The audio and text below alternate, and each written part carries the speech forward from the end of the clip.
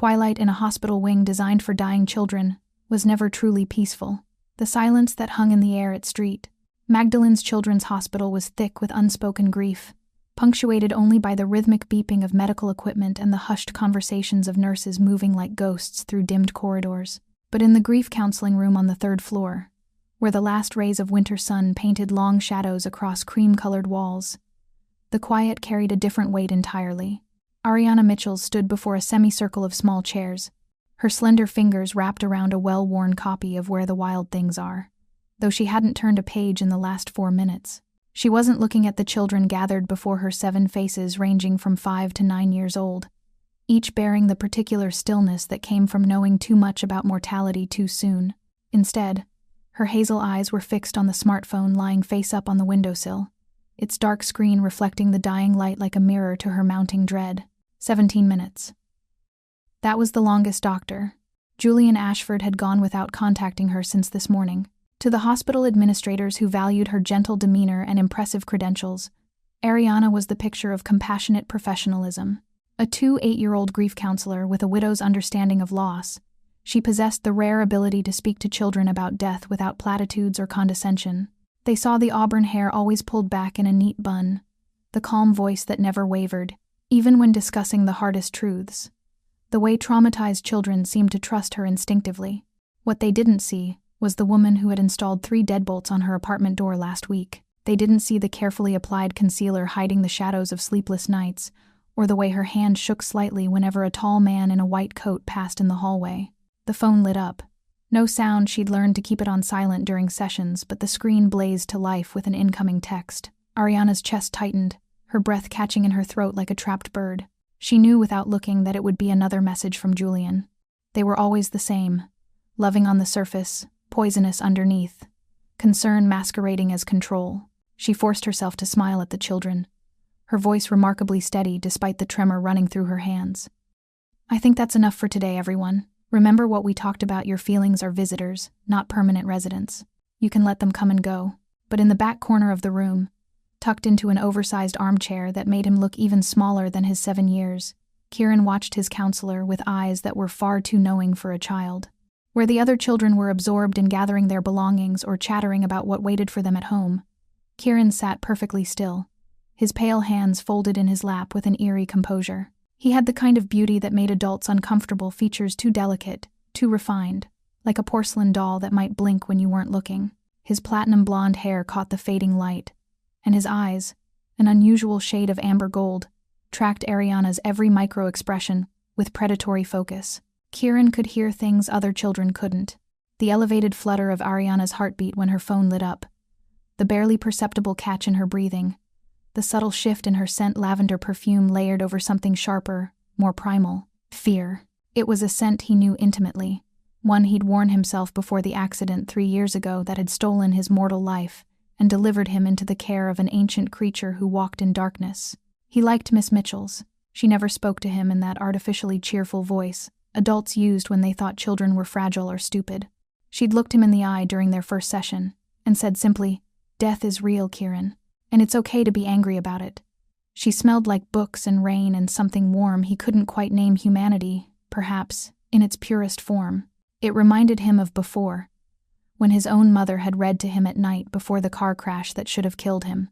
Kieran saw the way Miss Mitchell's fingers trembled as she reached for her water bottle. He saw the dark bruise peeking out from beneath the sleeve of her cardigan, carefully hidden but visible to eyes like his that saw too much. He recognized the look that flickered across her face when she thought no one was watching, the expression of someone trapped in a cage with no visible bars, waiting for the inevitable moment when the predator would strike. It was a look he understood intimately. "All right, everyone," Ariana said, her voice finding strength she didn't feel. "We have a special project today. The hospital is doing its annual charity book drive for the children's wing. Some very generous donors have contributed rare books for our auction, and I thought we could help organize them." She gestured to a table near the window, where leather-bound volumes were stacked in careful piles, their gilt edges catching the dying light. The children perked up, drawn to the novelty of the task. All except Kieran, who rose from his chair with fluid grace and drifted toward the books like a shadow seeking darkness. Among the usual suspects, a child whose mother was in hospice, twins, dealing with the loss of their father, a girl recovering from a suicide attempt.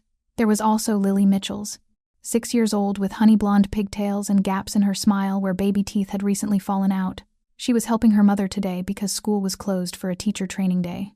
Lily was everything Kieran wasn't. Loud, energetic, impossibly alive. She bounced rather than walked, and her laughter was the kind that made other people smile without knowing why. But Kieran saw what others missed. He saw the way Lily's bright chatter faltered when her mother's phone buzzed. He saw the protective way the little girl positioned herself between Ariana and the doorway, as if her small body could shield her mother from whatever threat lurked beyond.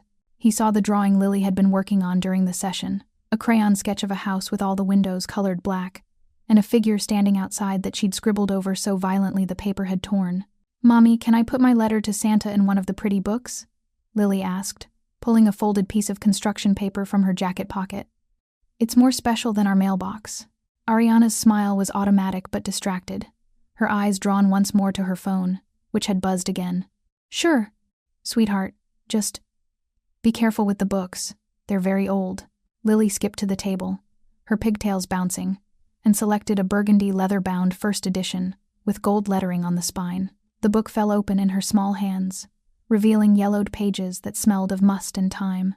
With the solemn importance only a 6-year-old could muster, she tucked her letter carefully between the pages and closed the book with reverent care. The room descended into organized chaos as children began sorting books by size and condition. Ariana moved among them, her phone now clutched in her hand like a talisman against evil. Her attention fractured between the task at hand and the messages she couldn't bring herself to read yet. Kieran gravitated toward the books, his fingers trailing across leather spines with a delicacy that came from being supernaturally aware of his own strength. His enhanced senses picked up details invisible to mortal eyes, the faint mold spores on a spine, the chemical signature of aged paper, the lingering scent of the hands that had last touched each volume. And then, as he lifted the burgundy leather tome Lily had chosen, he caught something else.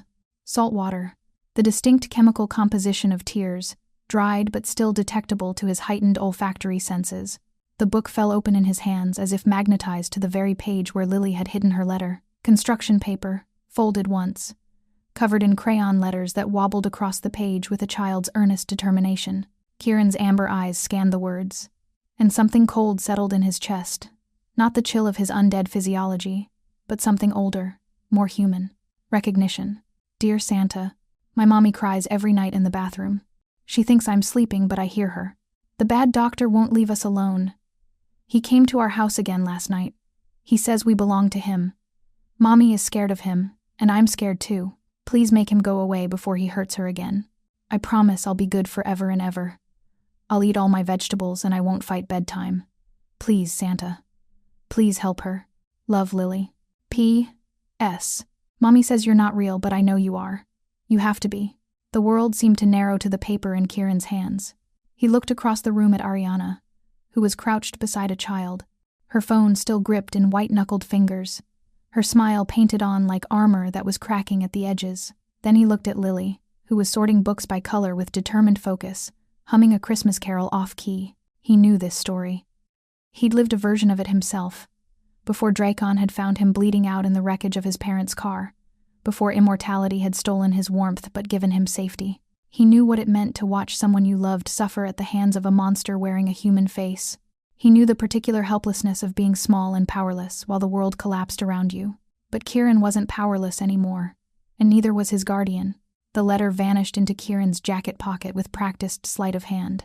Around him, the other children continued their work, oblivious. Ariana's phone buzzed again, and he watched her face drain of color as she finally glanced at the screen. Watched her swallow hard and force herself back into composure, a performance she'd clearly perfected through repetition. The session ended as Twilight surrendered fully to night. Parents and guardians arrived to collect their children, murmuring sympathetically to Ariana about how wonderful she was, how much she helped their families cope with the unthinkable.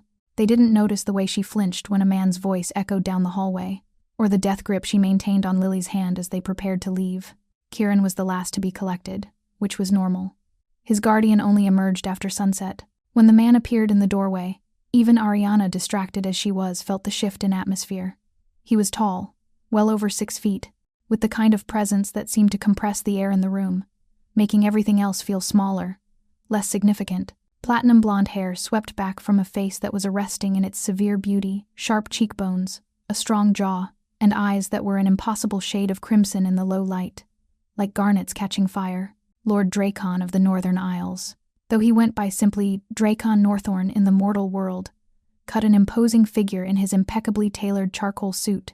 Everything about him spoke of wealth and power, held with casual indifference, the way he moved with predatory grace. The subtle deference the hospital staff showed him, without quite knowing why, the sense that he was something ancient and dangerous wearing the costume of civilization.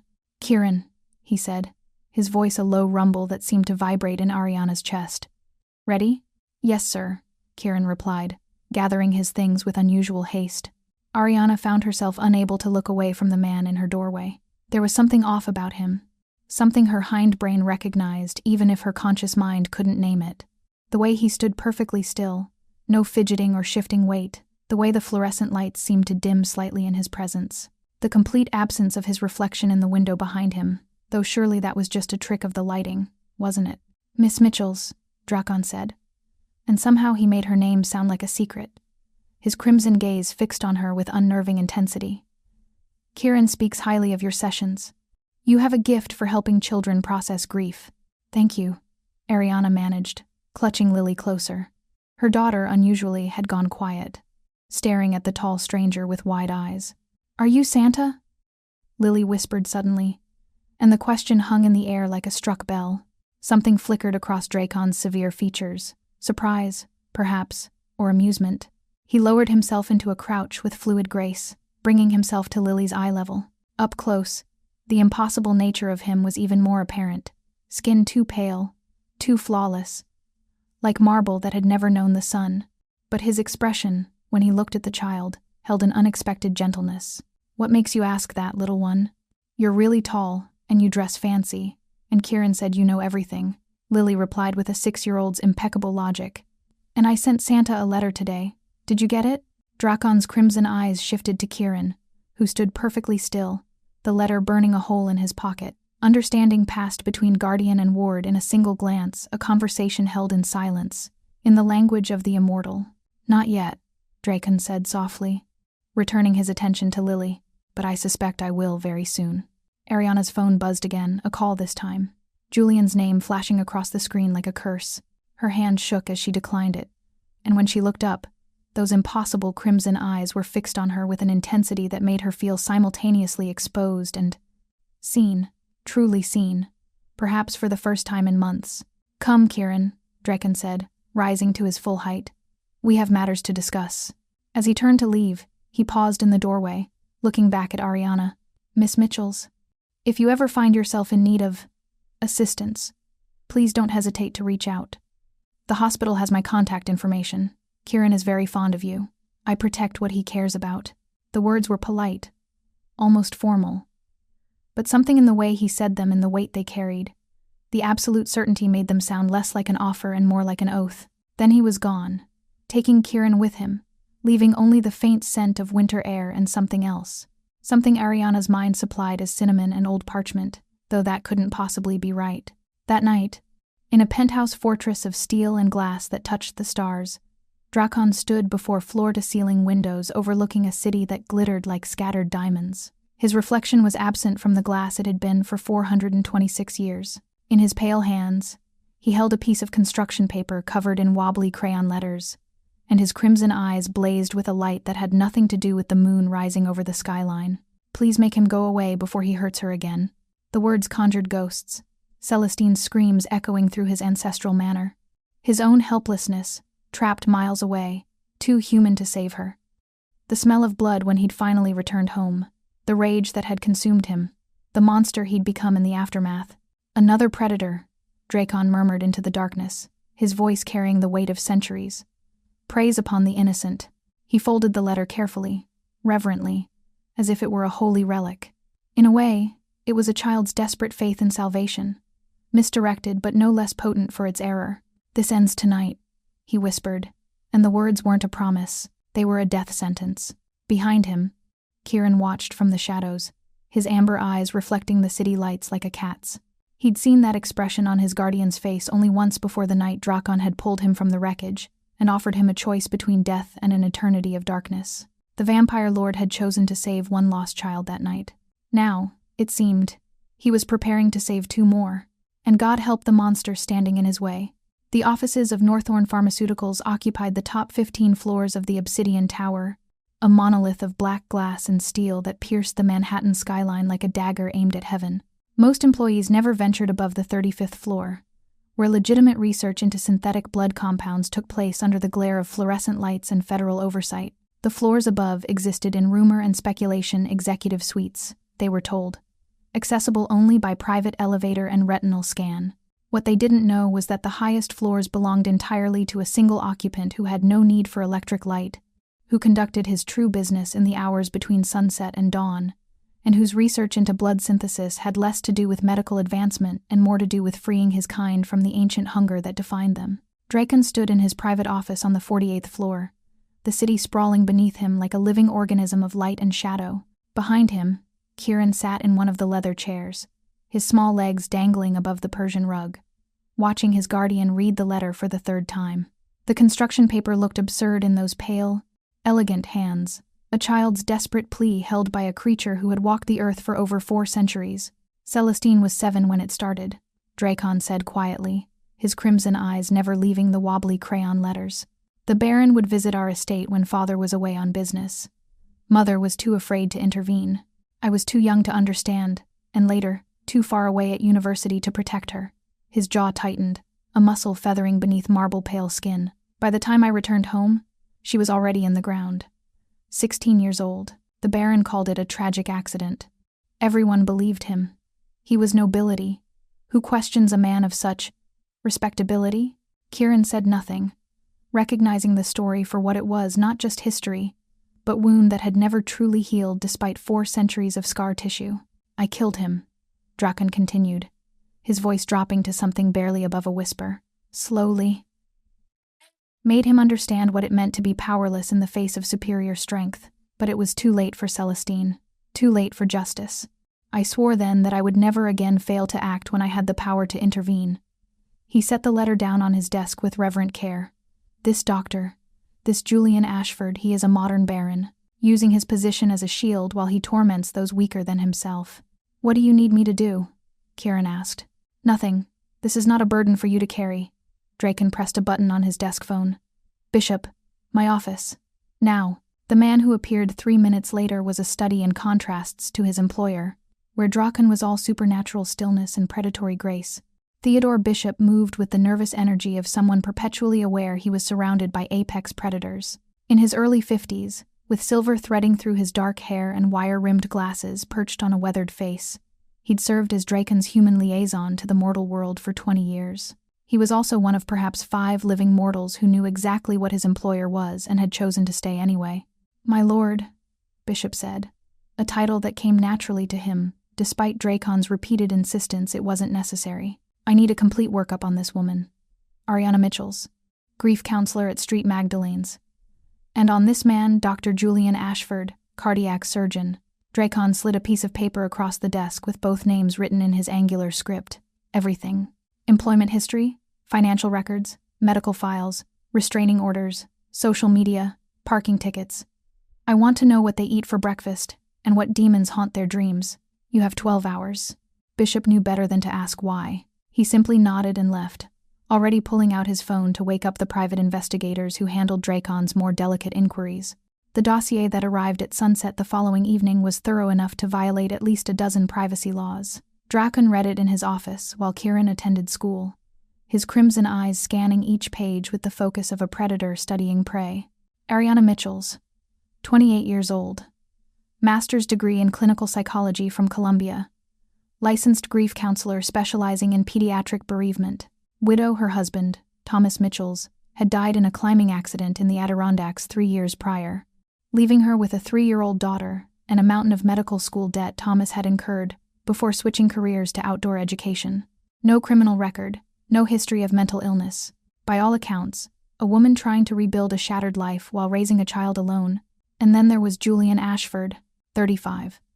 Cardiac surgeon at Mount Sinai with a reputation for brilliance and an ego to match.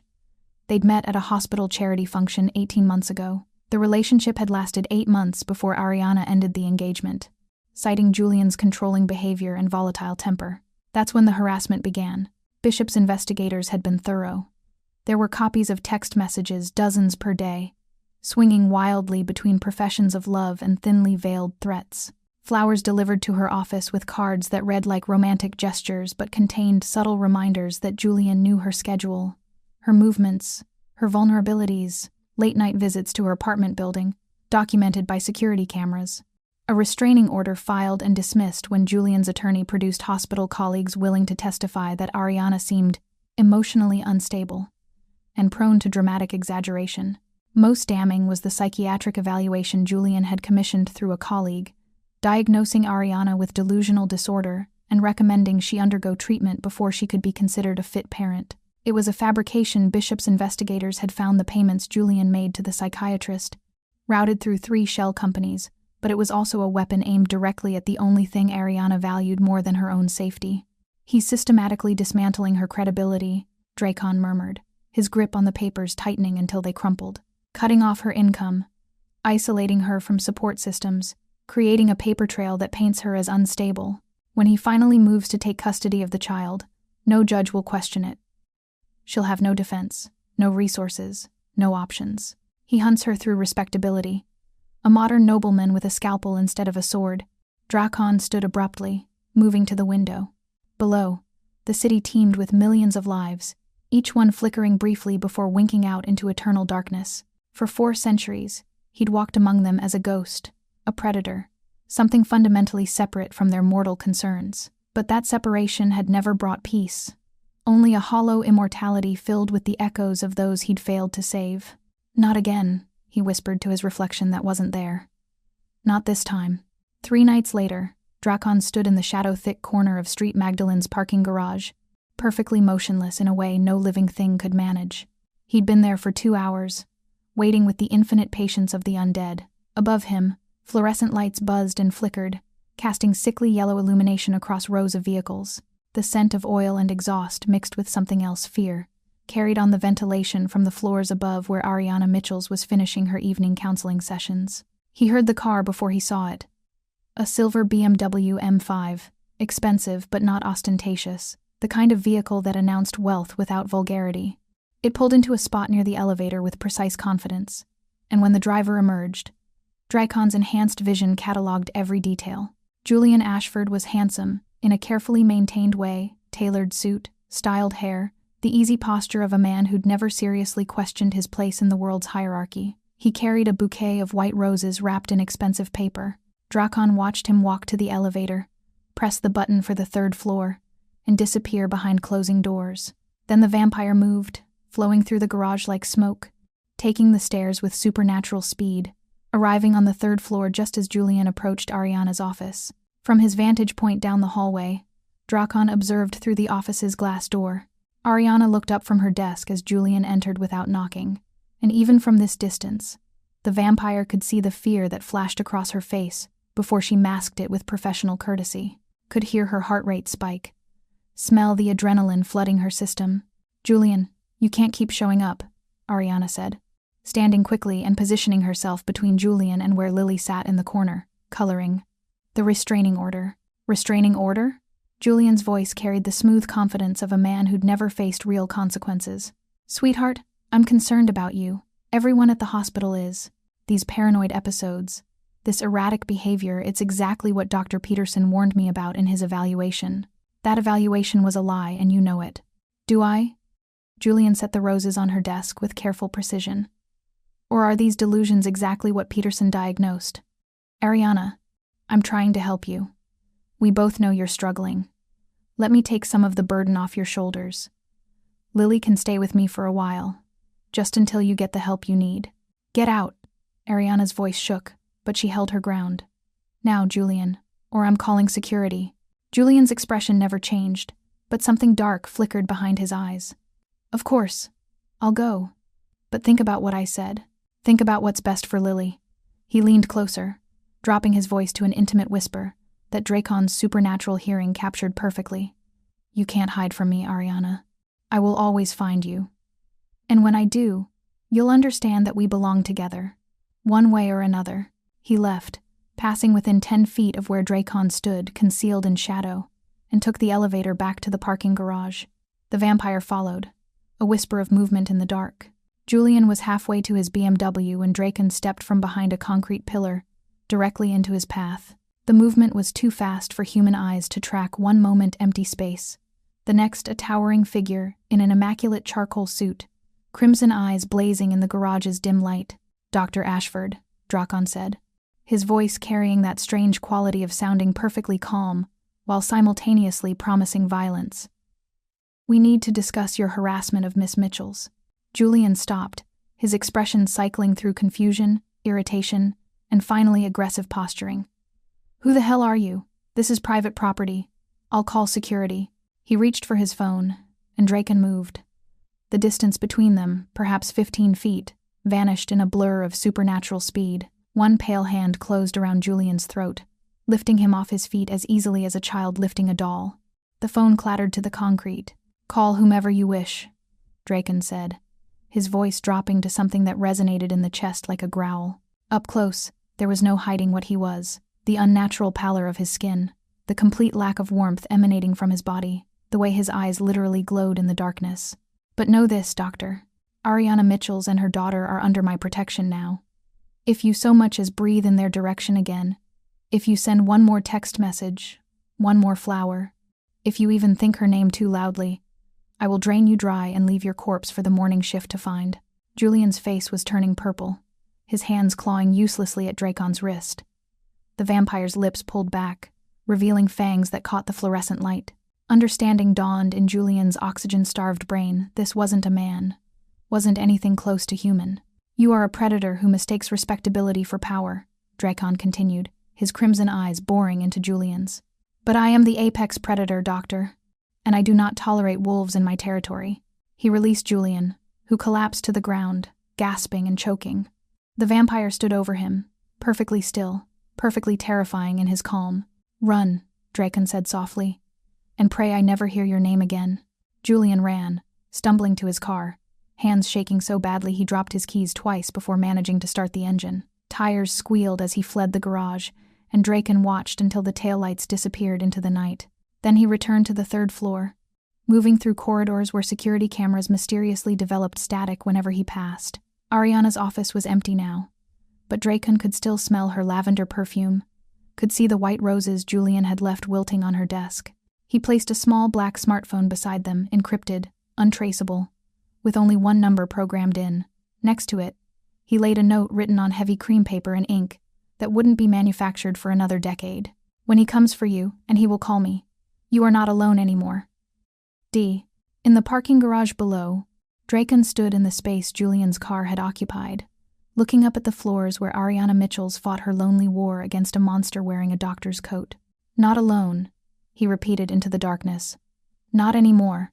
And for the first time in 400 years, the ancient vampire felt something stir in his chest that might have been hope.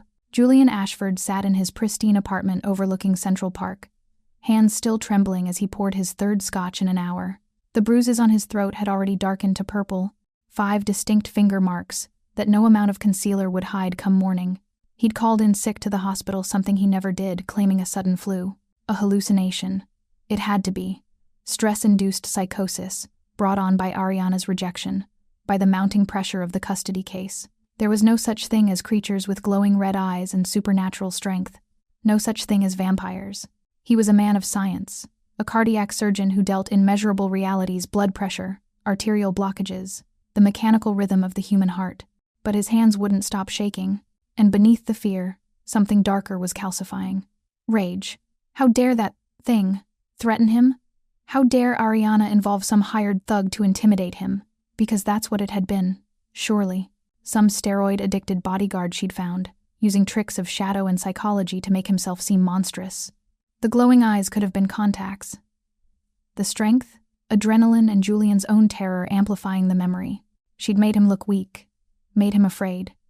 And Julian Ashford did not forgive weakness, especially not his own. He picked up his phone, scrolling through his contacts until he found Dr. Peterson, the psychiatrist who'd been so accommodating with Ariana's evaluation. 3 minutes later, Peterson had agreed to file a formal complaint with the hospital's ethics board. By morning, Ariana's counseling privileges at St. Magdalene's were suspended pending a mandatory psychiatric evaluation. The official reason: concerns about her emotional stability and fitness to counsel vulnerable children. But that wasn't enough. Julian needed her to understand that there were consequences for defiance, for bringing violence into his life, for making him feel small. The flowers he sent the next day were white lilies, funeral flowers, though he doubted she'd catch the symbolism.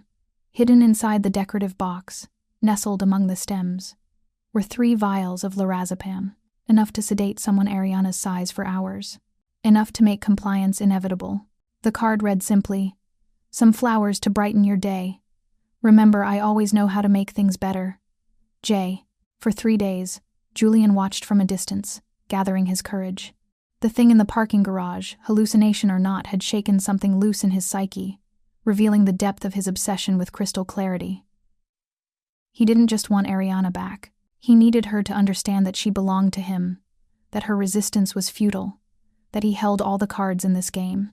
On the 4th night, at 2 a.m., he used the master key the building superintendent had given him months ago, a favor owed, a story about checking on his unstable ex-fiancé during one of her episodes. The locks turned silently, well-oiled and compliant. Julian stepped into the darkened apartment, his eyes adjusting to the shadows. The place was smaller than he remembered, shabbier. Ariana's financial situation had clearly deteriorated since their breakup. Evidence, he told himself, that she needed him. He moved through the living room like a ghost, past Lily's scattered toys and coloring books, down the narrow hallway to Ariana's bedroom. She was asleep. Her auburn hair spread across the pillow, one hand curled beneath her cheek like a child. So vulnerable, so utterly at his mercy. Julian stood in the doorway for a long moment, simply watching the rise and fall of her chest, savoring the power of this moment. In his pocket, the syringe felt heavy with promise. He took one step into the room. Ariana's eyes snapped open. For a heartbeat, they stared at each other across the darkness, predator and prey, monster and victim. Then Ariana's breath caught, a small sound of pure terror that sent electricity through Julian's veins. "You made me do this," he said quietly, pulling the syringe from his pocket and holding it up so she could see it in the ambient light from the window. "You embarrassed me, Ariana.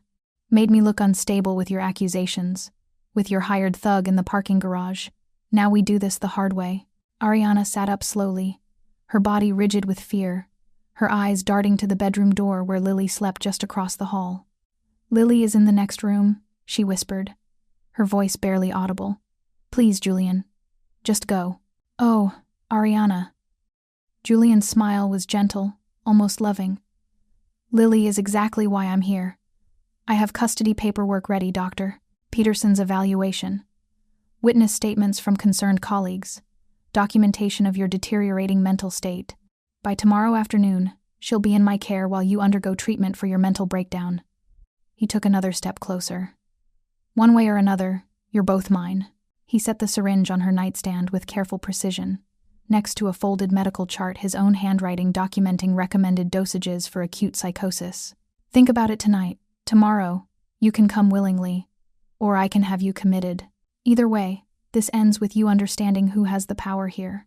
Then he was gone, leaving through the front door with the same silent confidence he'd entered with, the locks clicking softly behind him. Ariana sat frozen in her bed for a full minute, her body shaking so violently her teeth chattered. Then she lunged for her nightstand, not for the syringe but for the black encrypted phone that had sat there untouched for 4 days. She'd almost thrown it away a dozen times, convinced it was some elaborate trick, another layer to Julian's psychological warfare.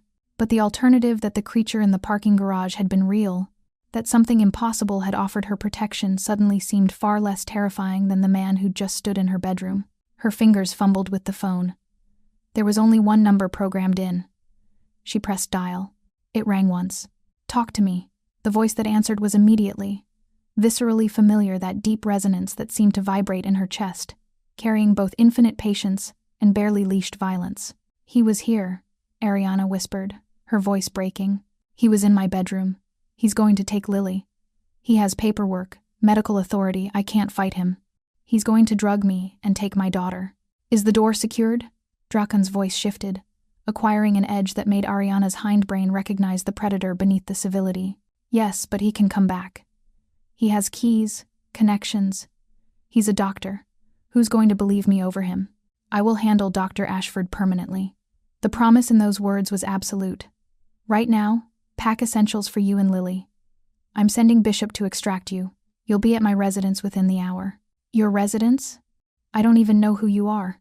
I am the man who will ensure Julian Ashford never touches you again. Trust me, Ariana. Just for tonight, let me protect you. Ariana looked at the syringe on her nightstand, then at the bedroom door behind which her daughter slept in dangerous innocence. The choice wasn't really a choice at all. Okay, she whispered. Okay. Bishop arrived 40 minutes later in an armored SUV that looked like it could survive a military assault. 2 men in tactical gear flanked him, their eyes constantly scanning the street for threats. They moved through Ariana's apartment with professional efficiency, carrying the hastily packed bags while she woke Lily and bundled her into a coat. "Mommy, where are we going?" Lily mumbled, clutching her stuffed rabbit, a threadbare thing named Mr. Hopscotch, that had been her comfort object since Thomas died. "Somewhere safe, baby, I promise." The drive through Manhattan's empty pre-dawn streets felt surreal, like moving through a dream.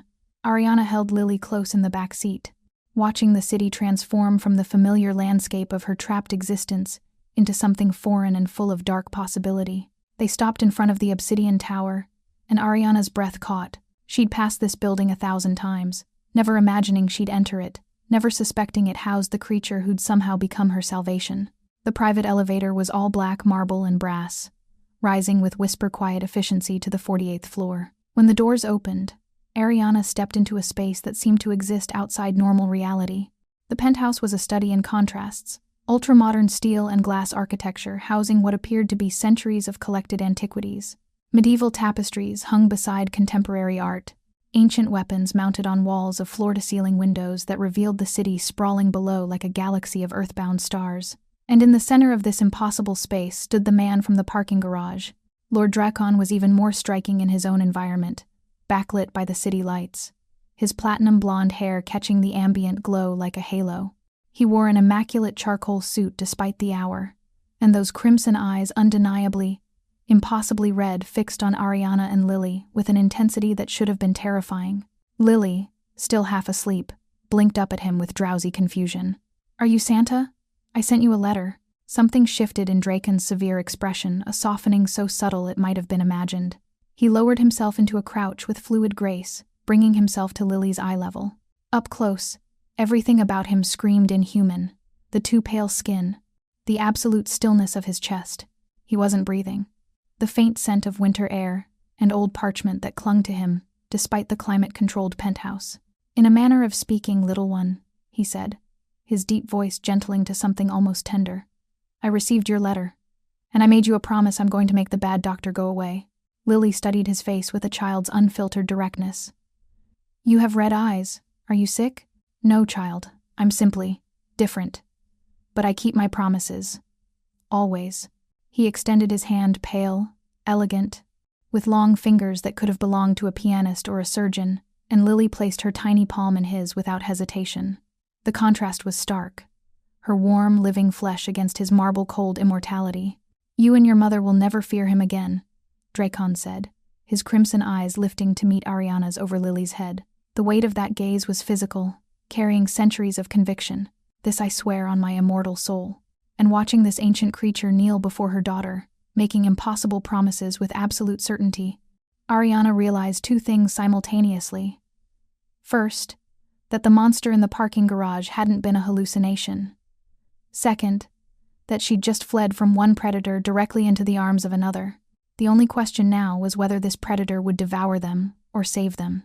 Somehow, looking into those burning crimson eyes, Ariana suspected the answer might be both. Dawn came to the Obsidian Tower like a slow invasion, light crawling across the city below, while the penthouse remained shrouded in perpetual twilight. Ariana woke on a leather sofa in what Bishop had called the guest wing, disoriented by the unfamiliar luxury surrounding her. Lily was still asleep in the bedroom beyond, curled around Mr. Hopscotch, her breathing deep and peaceful in a way it hadn't been for months. Drakon was gone. "He retreats to his chambers during daylight hours," Bishop explained, appearing with coffee that smelled like it cost more per pound than Ariana's monthly grocery budget.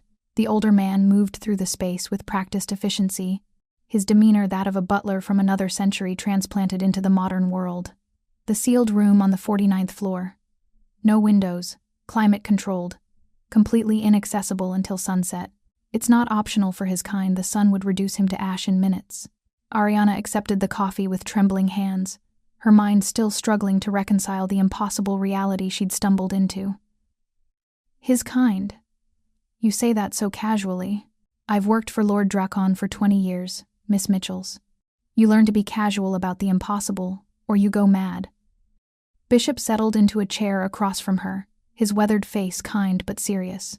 There are rules to living here. The 49th floor is off-limits during the day. The medical wing where the blood storage is kept is on the 47th floor. You're welcome to explore it, but I'd recommend having Kieran with you the first time. Seeing bags of human blood can be unsettling. Blood storage, Ariana repeated numbly. From donors? Paid volunteers, all screened and willing. Lord Drakon hasn't hunted humans in over a century. The pharmaceutical research you may have heard about? It's real. He's trying to synthesize blood, to free his kind from the need to feed on the living. Bishop paused, studying her face. He's not what you might imagine when you think of vampires, Miss Mitchells. He's not a monster. Or rather, he's a monster who chose to become something more. The day unfolded in surreal domesticity.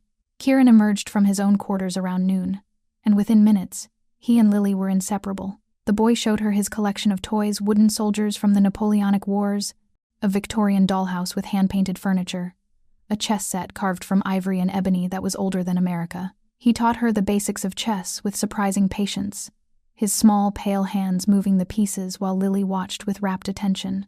Ariana wandered the penthouse like a ghost, cataloging impossibilities. Portraits lined the hallways, oil paintings of the same platinum blonde man in the clothing of different eras, Drakon in Renaissance finery, Drakon in Victorian formal wear, Drakon in the military uniform of some long-ago war. His crimson eyes captured perfectly by an artist who must have known what he was painting. There were no mirrors anywhere, she realized. Not in the bathrooms, not in the hallways, just their conspicuous absence, like negative space outlining the supernatural truth. She found herself in what appeared to be a library around midnight, unable to sleep despite her exhaustion. Floor-to-ceiling shelves held books in languages she couldn't read, first editions that belonged in museums, manuscripts bound in leather that might have been human skin for all she knew. She was examining a medieval grimoire when she heard a sound from deeper in the penthouse, something between a growl and a gasp. Ariana moved toward it without thinking, her counselor's instinct to investigate distress overriding her common sense. The sound led her to a door she hadn't noticed before, slightly ajar, light spilling through the crack. She pushed it open. The room beyond was stark white tile, medical equipment, and in the center, Drakon. His back was to her, his suit jacket discarded, his white shirt partially unbuttoned. A woman sat before him in a clinical chair, her head tilted back, exposing the pale column of her throat. And Drakon's mouth was pressed to her neck, fangs impossibly long, wickedly sharp, buried in her flesh, while his throat worked with each swallow. The woman's eyes were half-lidded, her expression one of drugged pleasure rather than pain. But it was Drakon who captured Ariana's attention. Gone was the civilized veneer, the careful control. This was the predator laid bare, eyes blazing like coals. A low sound rumbling in his chest, the ancient hunger that defined his species written in every line of his body. He sensed her presence. His head snapped up, fangs dripping crimson, and for one eternal second, they stared at each other across the impossible gulf between mortal and monster. Then Drakon was moving, pressing a bandage to the donor's neck, dismissing her with murmured words and a substantial payment. The woman left, smiling dreamily, completely unafraid. "You shouldn't have seen that," Drakon said, not looking at Ariana. Shame rolled off him in waves, palpable even to mortal senses. He'd retrieved his jacket, using it to hide the blood staining his shirt. "This is what I am. What I'll always be. A dead thing that survives by taking from the living." But Ariana surprised them both. Instead of fleeing, she stepped further into the room. "How old are you? What are you? Really?" Drakon's crimson eyes lifted to meet hers, searching for the disgust he clearly expected to find. When he saw only curiosity and something that might have been compassion, something in his expression cracked. Come, he said quietly. If you truly want answers, I'll give them to you. They ended up in the library. Drakon pouring himself wine from a crystal decanter red wine. Ariana noted, and wondered if that was intentional or simply habit. He'd changed his shirt, restored his immaculate appearance, but couldn't quite hide the weight of centuries in his eyes. I was born in 1598, in what is now Norway, he began, settling into a chair that might have been older than most countries. The Northern Isles, we called them then. My family was minor nobility, enough wealth to be comfortable, not enough to be powerful. I had a sister, Celestine, 7 years younger than me, beautiful and kind in a way this world didn't deserve. His fingers tightened around the wine glass. When I was 26, I went to Copenhagen to study medicine. It was 1624. Celestine was 16. There was a baron higher nobility, untouchable by law or custom, who took an interest in her. What they called courtship was really systematic abuse. My mother was too afraid to intervene. My father was too concerned with maintaining social standing. Ariana's breath caught, recognizing the pattern even across 4 centuries. I returned home to find Celestine in the ground. The baron claimed she'd fallen down the stairs. Everyone believed him. Drakon's voice had gone flat. Emotionless in the way of trauma too deep to express, I killed him. Slowly. Made him understand what it meant to be powerless. His household tried to stop me. I killed them too. By the time the bloodlust faded, I was surrounded by corpses and my own damnation. An ancient vampire named Alaric found me in the wreckage. He saw potential in my rage, my hunger for the power to prevent such tragedies.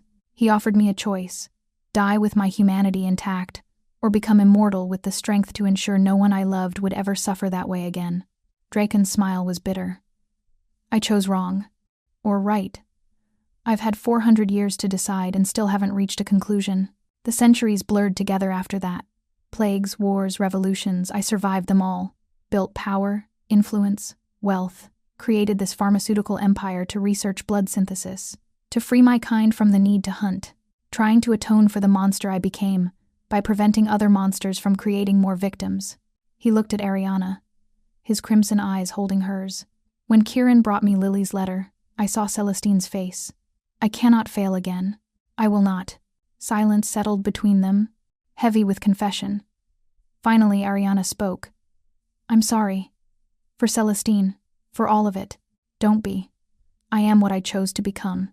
Over the following days, a strange domesticity emerged.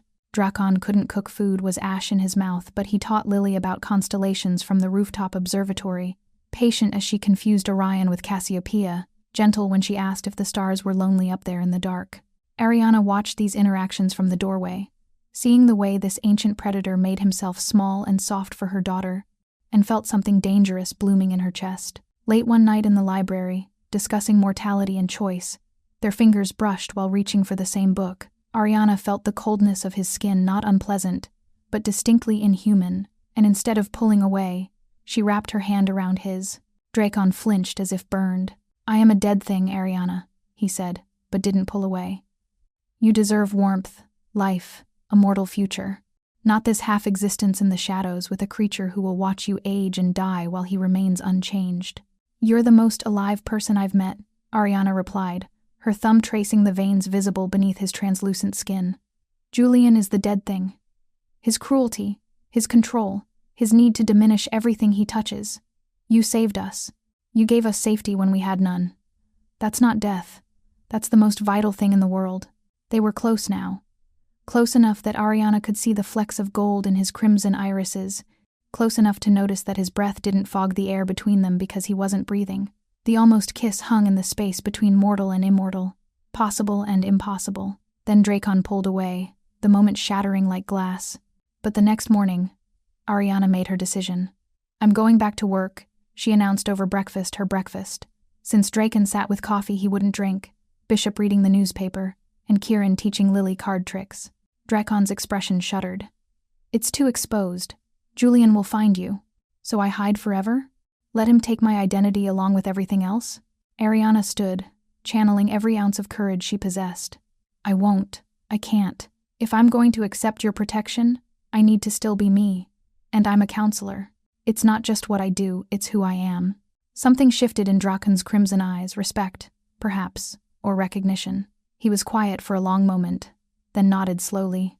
Bishop will accompany you, and 2 guards I trust with my immortal life. You'll be driven in an armored vehicle, and you will not deviate from the route. Agreed. And you'll carry this. He produced a silver blade from somewhere in his jacket. The handle wrapped in leather, the blade etched with symbols Ariana didn't recognize. Protective runes, blessed silver. It will kill most things that walk in darkness, including me, if it comes to that. It won't, Ariana said, accepting the blade. Drakon looked at her, really looked at her, and for the first time, she saw something beyond the ancient vampire lord. She saw loneliness. I've lived 400 years, Ariana. I've seen empires fall and civilizations rise. But I've never seen courage like yours. The courage to remain soft in a world that's tried to harden you. Don't let me take that from you, too. You won't, Ariana promised. You're not Julian. You're not trying to cage me. You're trying to give me wings. And in the morning light filtering through the penthouse windows, with a vampire who couldn't face the sun and a mortal woman who'd faced too much darkness, something impossible took root. Hope. Julian Ashford's descent into madness had the precision of a clinical study. For 3 weeks after Ariana's disappearance, he'd maintained his surgical schedule, performed heart transplants with steady hands, smiled at colleagues who asked if he was feeling well. But at night, in his apartment overlooking Central Park, he became something else entirely. A researcher pursuing the impossible with the same obsessive focus he'd once applied to tracking Ariana's movements. The bruises on his throat had faded, but the memory hadn't. Neither had the rage. He started with Northorn Pharmaceuticals, pulling every medical record he could access through his hospital credentials.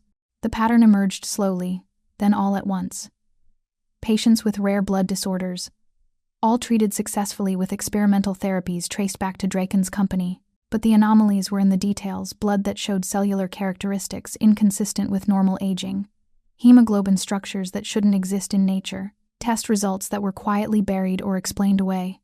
Then he found the journals, buried in the medical school library's restricted archives, publications from the 1,920 seconds and 30 seconds before ethics boards existed to suppress such research. References to something called the Covenant, a governing body that enforced secrecy around blood anomalies. Photographs of subjects who appeared in images decades apart without aging. Case studies that ended abruptly with notes like, "Subject relocated by Covenant enforcement," or "Records sealed by external authority." Julian sat in his apartment at 3 a.m., surrounded by printed articles and photographs, and laughed. The sound was unhinged even to his own ears. "If he's real," he whispered to the empty room, "there must be others. If they're powerful, I can use them." The lead came from a medical school classmate who'd descended into alternative medicine and conspiracy theories. "You want to know about blood cults?" the man had said over too many drinks. "There's a club in the meatpacking district. No name, no sign. But the people who go there, they're different, wrong, and they're always looking for new blood." He'd laughed at his own pun, not knowing how accurate it was. The club occupied a converted warehouse, accessible only through an alley that smelled of rot and rust. No bouncers, no velvet rope, just a steel door that opened when Julian approached, as if the building itself had been waiting for him. Inside, the space was a study in gothic decadence. Red velvet and black leather, lighting so dim it bordered on non-existent, and a clientele that moved with the predatory grace Julian now recognized. He saw it immediately: the too pale skin, the unsettling stillness, the way they watched the handful of human patrons like wolves studying sheep. His hands shook as he ordered a drink he wouldn't taste, scanning the crowd for something, anything he could leverage. "You're looking for him." The voice came from directly behind him, though Julian hadn't heard anyone approach.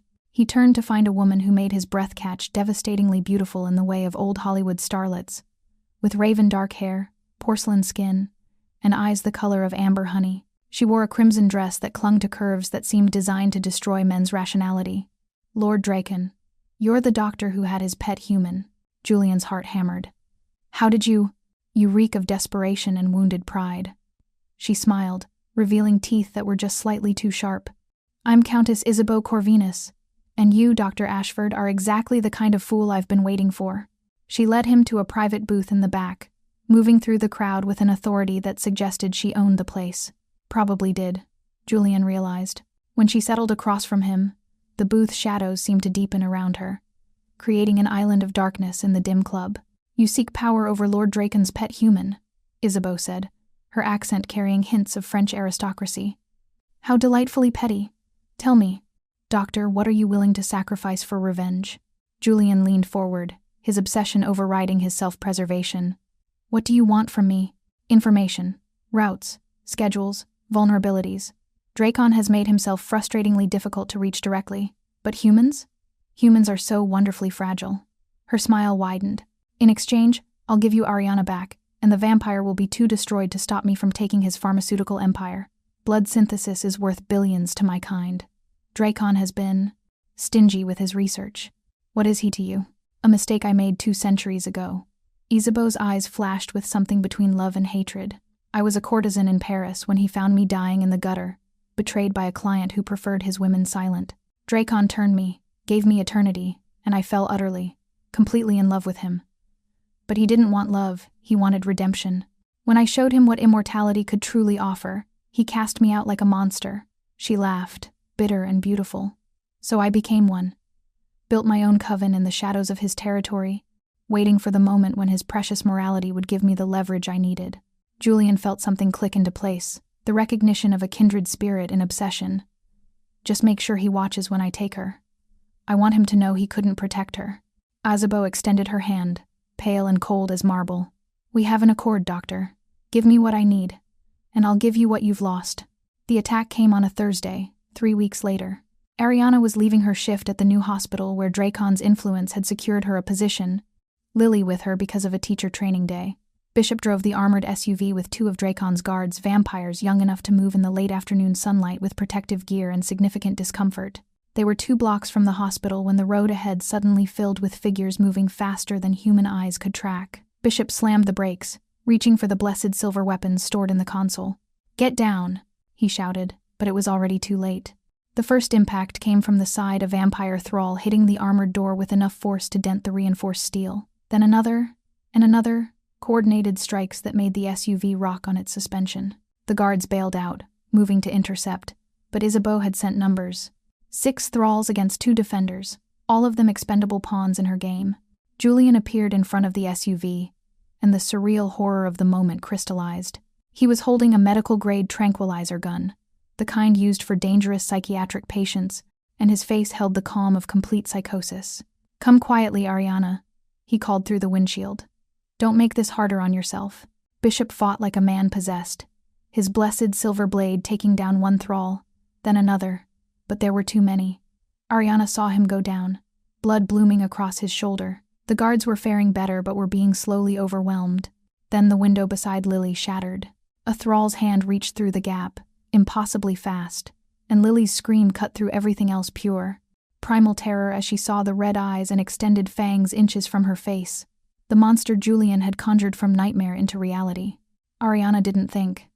She grabbed the silver blade Drakon had given her and drove it into the thrall's arm.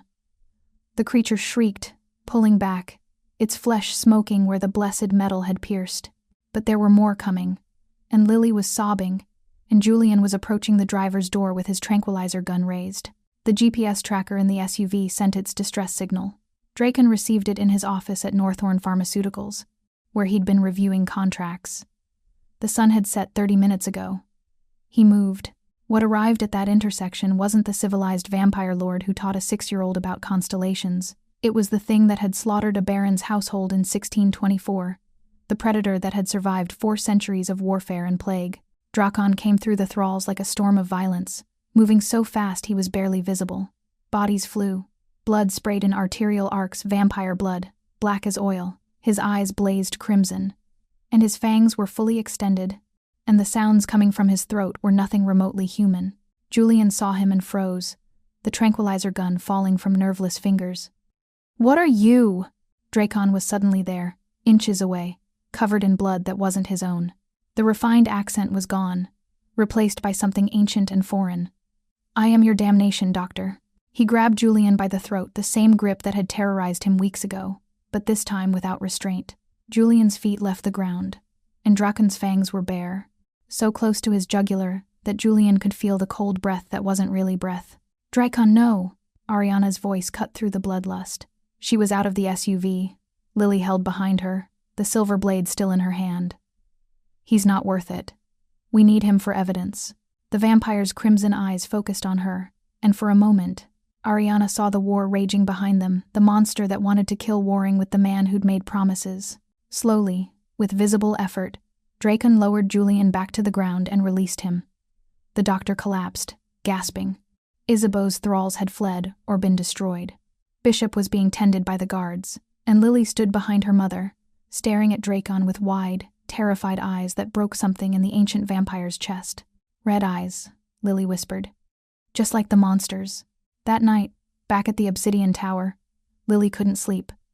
Every time Ariana got her settled, the nightmares returned. Red eyes in the darkness, fangs reaching for her. The sound of breaking glass. At 3 a.m., she was huddled in Ariana's arms, whispering, "Mommy, are we safe? Will the red eyes come back?" And Ariana, looking across the room at Drakon, standing motionless by the window, felt her composure shatter. "You brought this to us." The words exploded out of her. "Julian is human, evil, cruel, and obsessive and terrible, but your world has real monsters." Lily saw them. "She'll never be normal again because of what you are." Drakon didn't defend himself. "I know. I've poisoned your life with my darkness. I should let you go." "Let us go where?" Ariana's voice cracked. "Julian knows vampires exist now. Isabeau wants to use us against you. We're trapped in your world, and it's eating my daughter alive." The silence that followed was deafening. Then Ariana stood, still holding Lily. "We're leaving. Tomorrow. I'll figure something out." Drakon nodded once, his expression carved from stone. He didn't argue, didn't fight, just stood there, accepting her verdict like the damnation he believed he deserved. The phone rang at 4 a.m. Bishop answered it, his face draining of color as he listened. He walked to where Ariana was packing, holding out the device. The voice that came through the speaker was honey-sweet poison. "Miss Mitchells, I'm Countess Isabeau. The child smells delicious through the GPS tracker in her stuffed rabbit. Mortal blood is so much sweeter when seasoned with fear, don't you think?" A pause that stretched like torture. "Tell Drakon he has 48 hours to sign over his pharmaceutical patents, or I'll drain the little one dry while he watches." "Sweet dreams." Ariana looked at Lily, asleep in her arms. Looked at Drakon, standing in the doorway like a condemned man. Looked at the suitcase she'd been packing, suddenly understanding the truth she'd been trying to deny. They'd never be safe without him. But staying meant accepting the darkness completely. The choice wasn't between safety and danger. It was between which monster she'd rather face, and whether the one offering protection might actually be her salvation. The suitcase sat on the floor where Ariana had dropped it, clothes spilling out like the scattered pieces of a life she'd tried to reclaim. Isabeau's threat echoed in the silence, "Drain the little one dry while he watches." And Ariana felt something crystallize inside her chest. Not fear this time. Something harder, colder. Rage. She looked at Drakon, still standing in the doorway like a condemned man awaiting execution. "I can't run from this," she said, her voice steady despite the trembling in her hands. "Not from Julian, not from Isabeau. If we fight together. Teach me your world. Give me the weapons. I'll do whatever it takes to protect Lily." Drakon's crimson eyes searched her face. "Whatever it takes may mean becoming like me. Are you prepared to surrender your mortality if it comes to that?" The question hung between them, heavy with implications that stretched into eternity. Ariana looked at Lily, asleep in her arms, innocent and vulnerable. Looked at the window beyond which monsters waited in the darkness. She'd spent 3 years trying to protect her daughter through mortal means, restraining orders, locks, hiding. All of it had failed. "I'm prepared to do what I must," she said finally. "But first, we destroy them both mortal and immortal." Bishop moved first, already on his phone despite the wound in his shoulder. "I'll activate the legal team. We've been building the case since you arrived, Miss Mitchells. Time to deploy it." The evidence that arrived on the desks of the medical board, the district attorney's office, and 3 major news outlets simultaneously was devastating in its comprehensiveness. Bishop's investigators had spent weeks compiling it. Hospital surveillance footage showing Julian's stalking pattern, time-stamped and undeniable. Medical board violations documenting how he'd used his hospital access to terrorize Ariana. Testimony from 4 other women Julian had dated and abused, all of whom Drakon's resources had located and convinced to speak. Audio recordings from the bugs Drakon had placed in Ariana's apartment, Julian's voice, clear and damning. making threats no lawyer could explain away. The media seized on it with the fervor reserved for fallen idols. By noon the next day, Julian's face was plastered across every news channel. Renowned surgeon arrested for stalking, harassment, the hospital moved with corporate efficiency, suspending him immediately. The medical board met in emergency session. Ariana watched it unfold from Drakon's penthouse, standing at the floor-to-ceiling windows as Julian was led from the hospital in handcuffs. Even from 48 floors up, she could see his face, shock and rage warring for dominance. The mask of respectability finally stripped away. "It's over," she whispered. "He's just a man now, powerless." Drakon stood beside her, close enough that she could feel the cold emanating from his body. One monster caged, now for the immortal one. The Vampire Council convened in a location that existed on no map, a Gothic cathedral converted into a judicial chamber, hidden beneath the city in tunnels that predated the subway system. Drakon brought Ariana, insisting she see what he was sacrificing, what world she'd be entering if she chose immortality. The council consisted of 7 ancient vampires, each representing a different bloodline, each old enough to remember empires that existed only in history books. They sat in high-backed chairs that resembled thrones, their faces carved from centuries of accumulated power. At the center sat the Primus, a creature so old that legends disagreed about his origins, his eyes black as obsidian. His presence a weight that made even Drakon seem young. Isabeau stood in the center of the chamber, beautiful and defiant in a gown of midnight blue. When her amber eyes found Ariana in the gallery, her smile was pure venom. "Lord Drakon invokes covenant law," the Primus announced, his voice echoing through the stone chamber. "State your charges." Drakon stepped forward with the confidence of one who'd stood before kings and lived to tell the tale.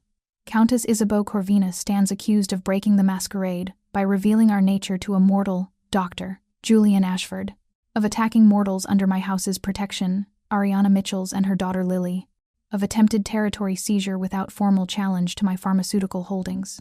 The council's attention focused on Isabeau with predatory intensity. Breaking the masquerade, the law that kept vampires hidden from mortal knowledge, was among the gravest crimes their kind recognized. The mortal was desperate and delusional, Isabeau countered smoothly. He came seeking myths and monsters. I merely confirmed what his broken mind already believed. As for the mortals, they were not marked as protected. How was I to know Lord Drakon had developed attachments to his food supply? "They bore my mark," Drakon said coldly, pulling out the GPS tracker they'd found in Mr. Hopscotch. "As you well knew when you threatened to drain the child. Your words, Countess, recorded and preserved." He played the audio. Isabeau's honey-sweet voice filled the chamber. "The child smells delicious. I'll drain the little one dry while he watches." The council's faces remained impassive, but the temperature in the chamber seemed to drop. The Primus leaned forward. "What do you seek, Countess? What could possibly be worth such violations? His pharmaceutical patents?" Isabeau said, abandoning pretense. "Blood synthesis is the future of our kind. Drakon hoards the research while the rest of us remain slaves to the hunt. Give me the patents, and I'll leave his precious mortals alone." The Primus turned to Drakon. "Your counteroffer?" "She may have 30% of the blood synthesis profits," Drakon said, and Ariana heard the calculation in his voice. This was costing him a fortune, but he didn't hesitate. In exchange, Ariana Mitchells and Lily Mitchells are declared untouchable under covenant law. Bound to my house as family, not property. Any vampire who harms them answers to this council. The chamber erupted in whispered conversation. What Drakon was proposing was unprecedented mortals given the protection usually reserved for vampire kin, bound by laws enforced through fear and absolute violence. "Accepted?" the Primus finally declared. "The mortals are under your eternal protection, Lord Drakon. But should you fail them, your house answers to this council for the breach." He turned to Isabeau. "Take the profits or face execution for masquerade violation. Choose." Isabeau's beautiful face twisted with rage, but survival instinct won over pride. "I accept the terms. You pay a fortune for mortal pets, Drakon," she hissed as the council dismissed them. Drakon looked at Ariana, standing in the gallery with Lily sleeping in her arms, and something in his ancient eyes softened. "I pay for the only things in this immortal existence worth protecting love and innocence." 6 months passed like a dream, slowly becoming reality. The penthouse transformed from a fortress into a home. Lily's nightmares faded as Kieran patiently explained that not all red eyes meant danger, that some monsters chose to be gentle. She started calling Drakon Papa Drakon, the title emerging naturally one evening when he was teaching her about the North Star. Ariana returned to her counseling work but found herself drawn into Drakon's world in unexpected ways. Vampires, it turned out, suffered profound psychological trauma, the weight of centuries, the loss of everyone they'd loved, the isolation of immortality. She began counseling them, bridging the gap between mortal understanding and immortal pain. Vampire Society tested her at the formal introduction, where Drakon presented her as his consort-to-be. Ancient creatures who'd seen civilizations rise and fall questioned her worthiness, her mortality, her ability to stand beside one of their lords. Ariana faced them with the same courage she'd shown Julian, and slowly, grudgingly, they gave her something precious: respect. Christmas Eve arrived with snow falling over Manhattan like a blessing. 1 year exactly since Lily had written her letter to Santa, accidentally delivered to the perfect monster. Drakon found Lily's new letter hidden in the Christmas tree. Kieran had helped her tuck it there, knowing his guardian would find it. The words were neater now. The spelling improved, but the heart behind them was unchanged. Dear Santa, thank you for sending Papa Drakon. He protected Mommy. The bad doctor is gone. I'm not scared anymore. I have one more wish. Please make Papa stay forever. I know he's a vampire, but he's a good vampire. Make him and Mommy get married. I want him to be my real Papa. Love, Lily. P.S. Kieran wants a puppy. Drakon carried the letter to the observatory, where Ariana stood watching snow transform the city into something magical. She turned as he approached, and the look on his face, vulnerable, hopeful, terrified, made her breath catch. He knelt. The ancient vampire lord, who'd stood before the Primus without flinching, lowered himself before a mortal woman with the humility of genuine supplication. I've existed for 426 years, he said, his crimson eyes holding hers. I've seen empires crumble, stars die, civilizations fade to dust. Nothing in my immortal existence prepared me for you, Ariana, for what you've made me feel, for how utterly you've claimed this dead heart. He produced a ring from his pocket, a ruby, the color of fresh blood, surrounded by diamonds, set in a band that looked like it belonged in a museum. Because it did. This was commissioned in 1650. I've carried it through centuries, never finding anyone worthy of it. Until now. I offer you eternity, Drakon continued, his voice rough with emotion he'd suppressed for centuries. Not as my possession, but as my equal. Not as my pet, but as my partner. I can turn you, give you immortality, strength, time enough to see stars born. Or I can love you mortal and treasure every fleeting moment until age takes you from me. The choice is yours, Ariana, but know this. I am yours, regardless. Mortal or immortal, you've claimed me completely. Ariana looked at the ring, ancient and beautiful, looked at the vampire kneeling before her, offering her forever. She thought about Julian, who'd tried to cage her with cruelty, thought about the year that had transformed her from victim to partner, from powerless to powerful. I choose forever, she said, taking his cold hands in her warm ones.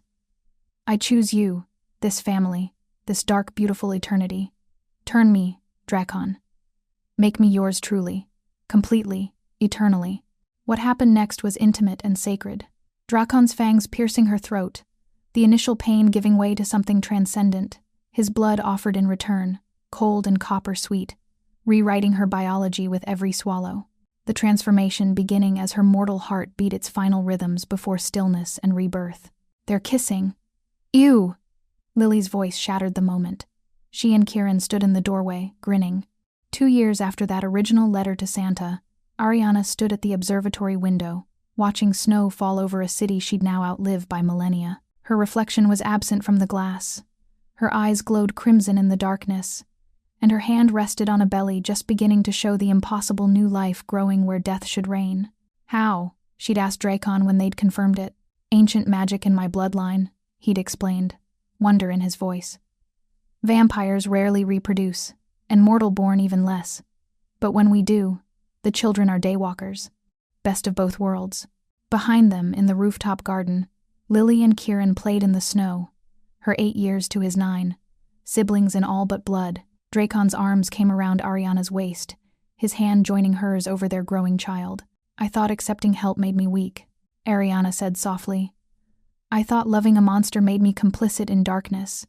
But salvation doesn't always come from the light. Sometimes it comes from the shadows, from the monster who sees your humanity and vows to protect it with his immortality. In the hallway hung a new portrait, formal and gothic, painted by an artist who understood what she was capturing. Drakon in period clothes from his mortal life, Ariana in a crimson gown that matched her new eyes, Lily and Kieran holding hands, all of them smiling. A family portrait that would hang for centuries, proof that monsters could choose love, and that the most unlikely salvation could come from a child's misdirected letter to Santa. Dear Santa, Ariana thought, looking at her reflection that wasn't there. Thank you for making mistakes. My daughter's letter found the perfect monster, and this monster gave us forever.